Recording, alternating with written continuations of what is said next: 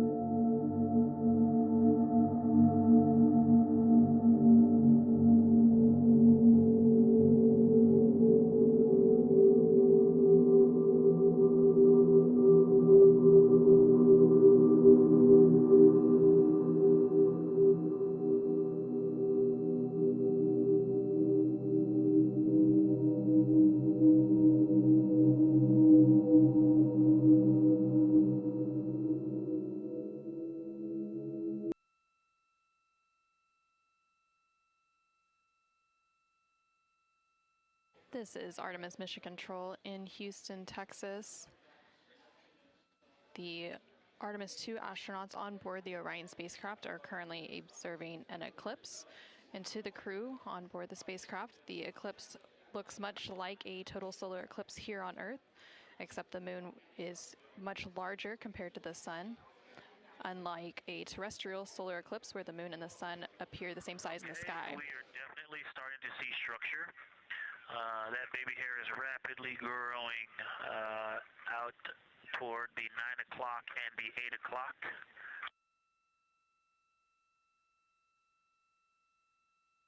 It's almost as if it were reaching out for Venus or for the Earth.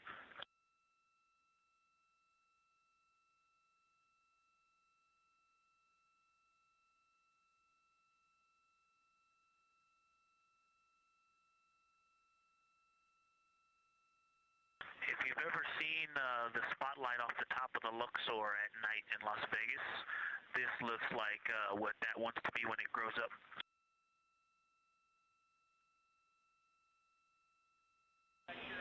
Integrity Science, glad to hear you're following your training of tell it like you see it.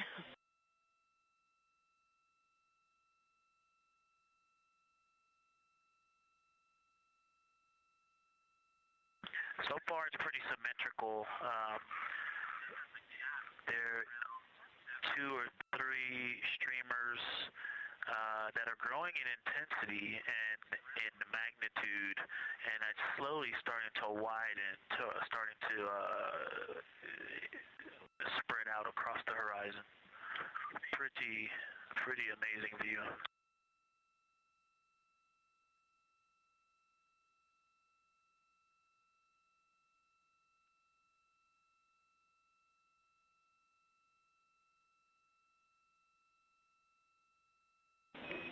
And Integrity Houston, great words.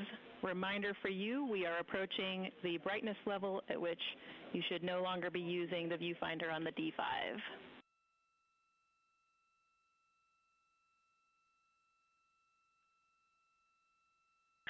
Integrity copies, and thanks for the heads up.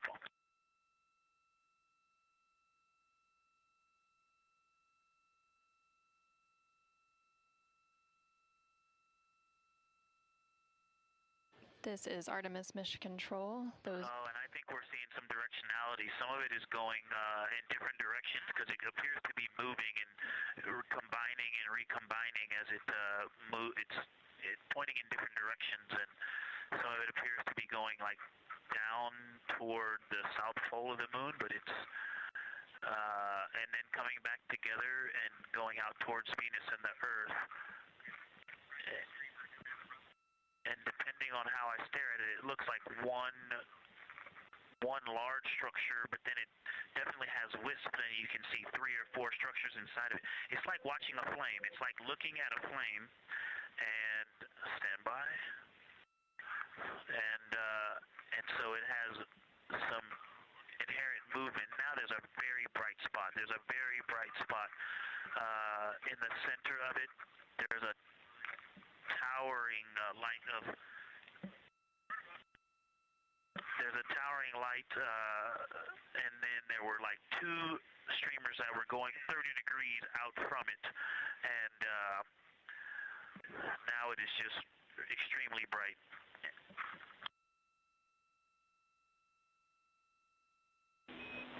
Houston, copies all. Starting to get a little warm.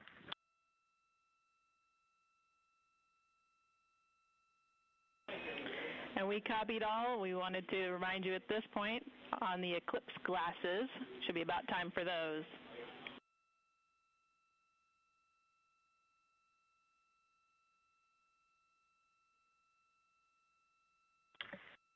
Houston, we copy all. We are in eclipse glasses. That was an absolutely spectacular, magnificent experience. Thanks for the report. We sure wish we were there with you.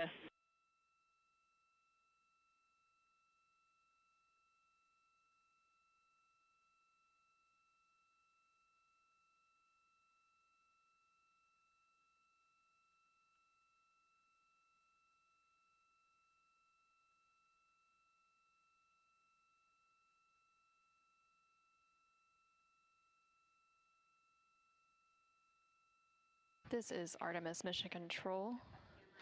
The eclipse period is coming to an end, and we did hear that call up that the crew now has to put on those eclipse glasses to be able to protect their eyes for this final portion of the eclipse. And these views coming to you from the solar array wing cameras on the Orion spacecraft. And Houston, if you could give me about 20 new superlatives in the mission summary for tomorrow, that'll help my vocabulary out a bit. Thank you. We will solicit input from the team.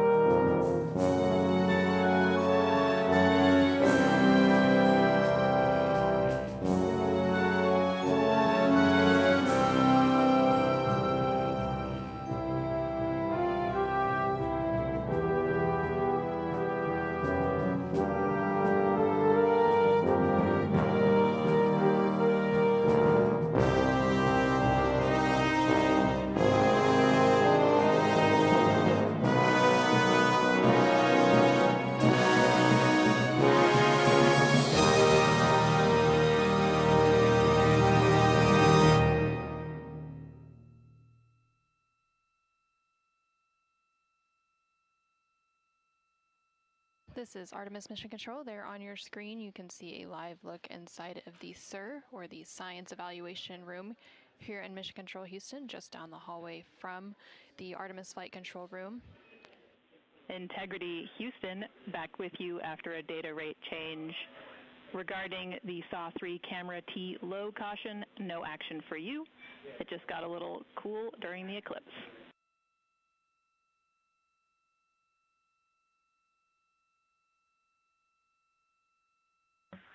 Okay, we copy, and if you didn't copy my request for the mission summary to add about 20 new superlatives to help my vocabulary, I would appreciate it. We copied it fantastically.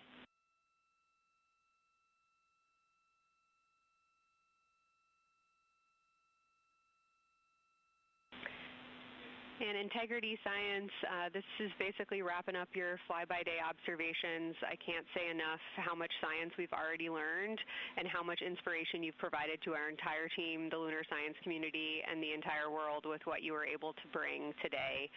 You really brought the moon closer for us today, and we cannot say thank you enough. And Science signing off, and can't wait to talk to you tomorrow morning.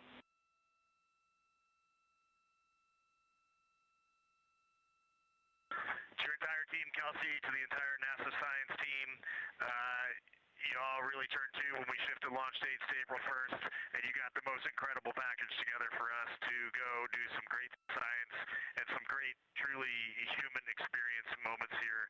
And we were well prepared, and we appreciate all of you. And this is what we do best when we all come together and work as a team. So you all knocked it out of the park. Thank you for giving us this opportunity. Beautiful words, Reed. Thanks so much.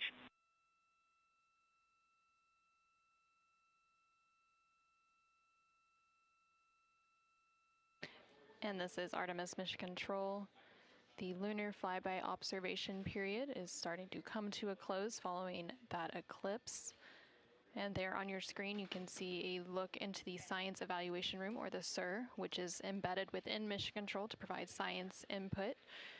And they provided that input throughout the live flyby operations today. They also have a back room called the Science Mission Operations Room that processes data, evaluates imagery, and supports rapid analysis. And then, of course, we have the science officer on console here in the Artemis Flight Control Room, which you can see a view there on the bottom right-hand corner of your screen. The science officer throughout the flyby operations today has been Kelsey Young, who is the Artemis Science Flight Operations Lead. And then to her left is Angela Garcia, who will be the science officer taking over for Orbit 2.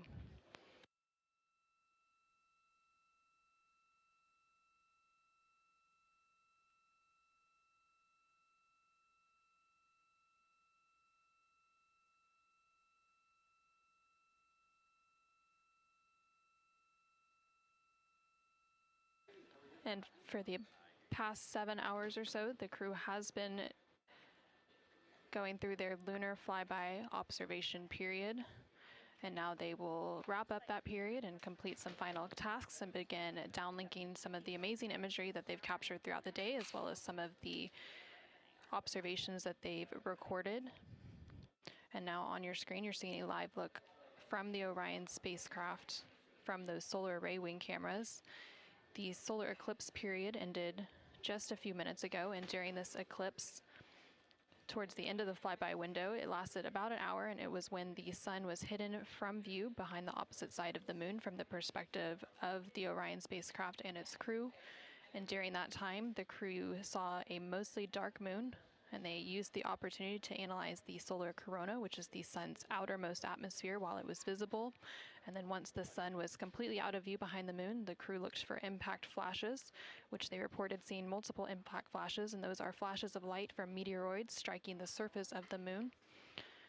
They also looked for dust lofting above the limb or the edge of the moon, along with some deep space targets, including planets, and they noticed Mars off to the distance, and we also saw Venus on one of the solar array wing cameras early on in the eclipse period. The crew also looked at parts of the moon illuminated by Earthshine, which is the sunlight reflected from the Earth when they come around toward the moon's near side at the very end of that flyby window.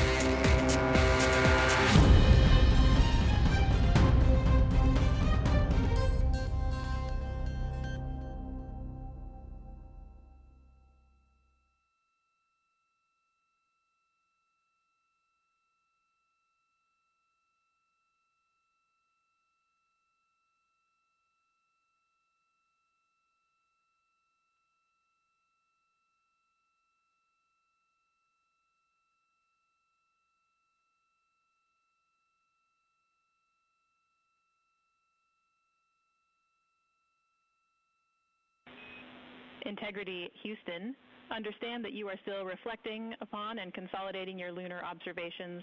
At your convenience, I have 2 items related to the upcoming VIP event.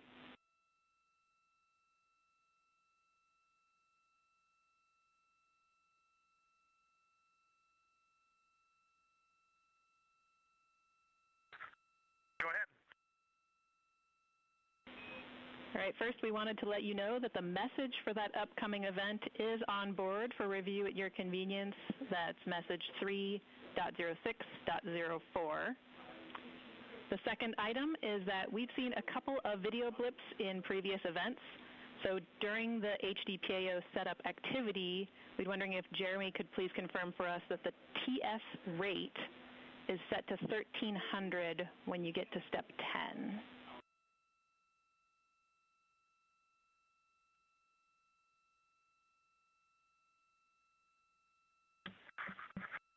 Okay, Jenny. Yeah, we're pretty sure we've been in 1300 for all the PAO events. We've been tracking that when we swap between the HHP and the D5. We copy, Jeremy. Thanks. And for the record, the phenomenal Jenny has gone on to her next appointment of the day, and you've now got Tess with you.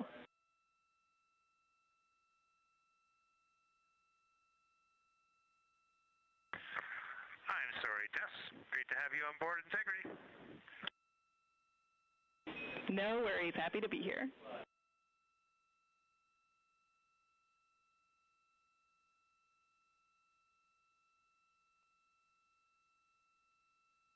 This is Artemis Mission Control. We heard some communication there between the Capcom or capsule communicator here in Mission Control, which for Orbit 2 is Tess Caswell, and the CSA or Canadian Space Agency astronaut on board the Orion spacecraft, Jeremy Hansen. They were discussing an upcoming public affairs event. And Integrity, 3-minute warning for the maneuver back to bias tail to sun.